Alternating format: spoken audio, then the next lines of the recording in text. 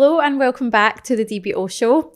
Today I want to talk about rest as a leadership strategy and a requirement. Rest is not a reward. And if you're in 2026 treating rest as a reward and it's something that you've got to earn after you've worked hard, then I would really love for this episode to change your mindset on that, because inside our community, it is such a big theme this year. We are really working on building the leader and building the person behind the business, because when you do that, the business is so much more stable and it's got so much more scalability. So treating rest as a leadership strategy, because when you've got great leadership is actually a revenue strategy.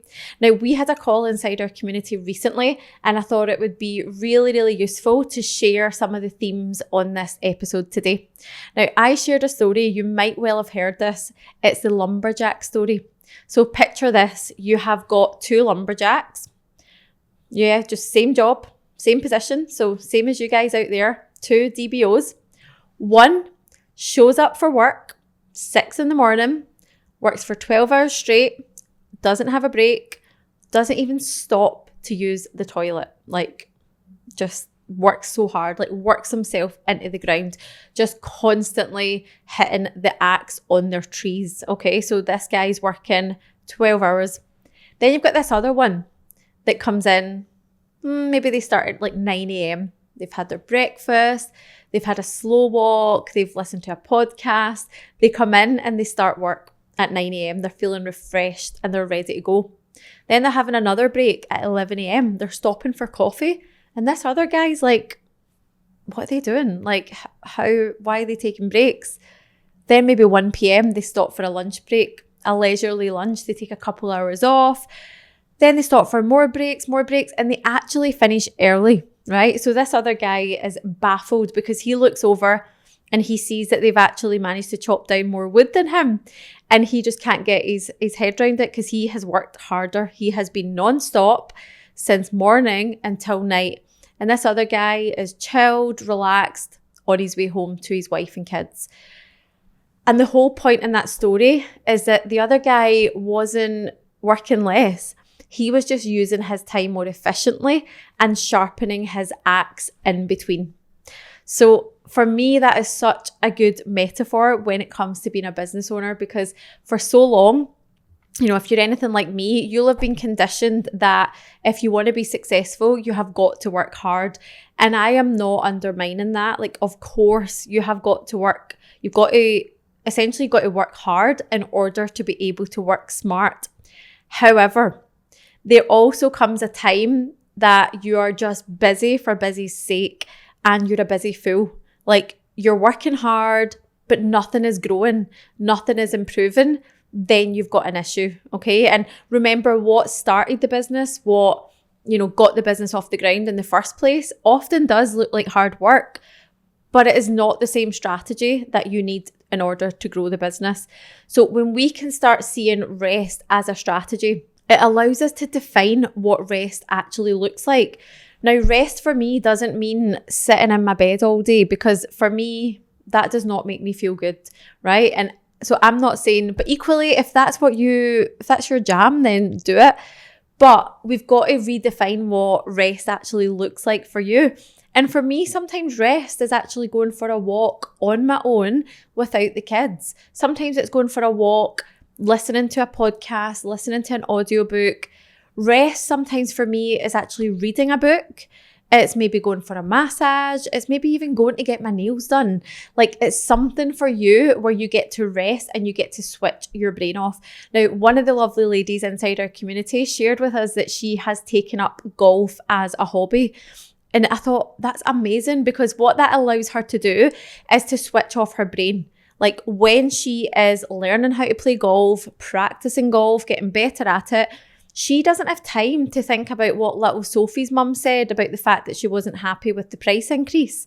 So like, her brain almost is forced to switch off. So I really would love for you to think about, what do you do that makes you feel so in the moment, like so present, that you don't want to check your phone? Who are you around? What are you doing? Like, what activities are you engaging in? Were you, like checking your phone, checking in with work? Doesn't even cross your mind. That for me is rest. And it is being able to be present where your feet are.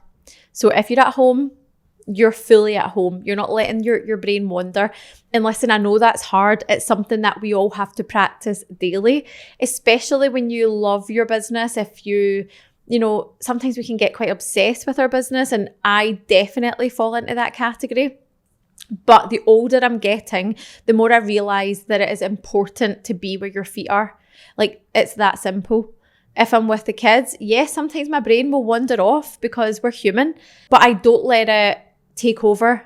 There would have been a time where I would have thought about work and I would have got the laptop on, but now it's recognizing it and replacing those thoughts with more useful thoughts.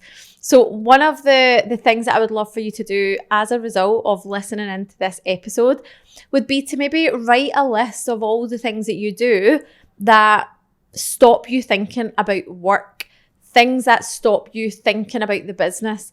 What activities what does that look like? What kind of places do you have to go to in order to get in that zone? Now, you might be listening to this thinking, I don't have a clue because I never switch off. I never give myself time to rest. If I'm not in the business, I'm with the family. And it's up to you to explore that and make time for it and see what it actually looks like. So we've got to redefine success in 2026. We've got to redefine rest. We've got to redefine what it looks like to build a business and build a life that you love. And it's got to be intentional. You do not need permission to go out and do this. You just decide that you want more from your business and your life, and you've got to go out there and you've got to create it. And the first step is giving yourself space to breathe and just connect back with yourself, because we get so caught up, like our identities get so caught up in the business. You only identify as a dance teacher or maybe a dance business owner, or maybe you identify as a mum. But you've got to remember that you are a person and that you have needs. And the more that you can fill your cup, the better you will be for your business, because your business is only ever going to grow to the level that you are willing to grow. And sometimes growth looks like taking a pause. Sometimes growth looks like resting, giving yourself time just to get creative again, remove all the pressures from the day-to-day running of a business. And that's where you will find clarity. That's often where you will find the answers that you're actually looking for. And it's realizing and giving yourself permission to know that you're not the only source of value in your business. I know that we like to think that. I know that we like to think, when we stop teaching in the studio, everyone will leave because they all love us. And I guess there might be people who do. But by you giving yourself time to focus on building your life as well as the business, everyone benefits. Your team benefits, your family benefit, because they get the best version of you. So realize that you're not the only source of value. Get help where necessary. That might be help at home or it might be help in the studio, but get the help that you need so that you can have the rest that you absolutely deserve.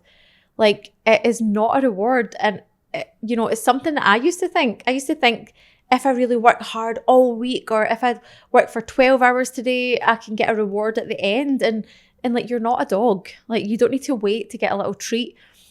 And when you learn to rest strategically throughout your week, throughout the year, you find that business becomes so much more enjoyable, and you're not exhausted. You're not desperate to get away from it. You're not like, when it gets to the end of a year, I see so many business owners like literally crawling to the finish line. Like, they're on their hands and knees getting to the 1st of January. They cannot wait to stop because they're so exhausted. They have run themselves into the ground. And it just doesn't need to be that way. If you learn to rest strategically throughout the year, you will be so much more fulfilled. You'll be so much more energized. And I promise your business will thrive as a result. So rest is a requirement. It is not a reward. And it is also a really underrated leadership strategy. So steps for you guys, if you're listening, is to sit down, write all of the activities. Think of like even, things that things that just make you feel better, either in a mindset perspective or just in your body. Sometimes, for me, rest might be going to a Pilates class. It might be going to the gym. And if you don't know what that is, you've got to get your list together. It's almost like your little toolbox, so that anytime you're feeling like, wow, I need to pause in order to become a better leader, you can just visit your little list and you can go and take action on one of them. So I hope you find that useful. Please do let me know what you're going to do differently as a result of listening to this episode. Remember, we don't want any professional note takers around here. It is about taking note, but more importantly, going and taking action. Please do reach out on Instagram or Facebook at The Dance Business Coach, and I will see you all on next week's episode. Thanks so much for listening. Lots of love.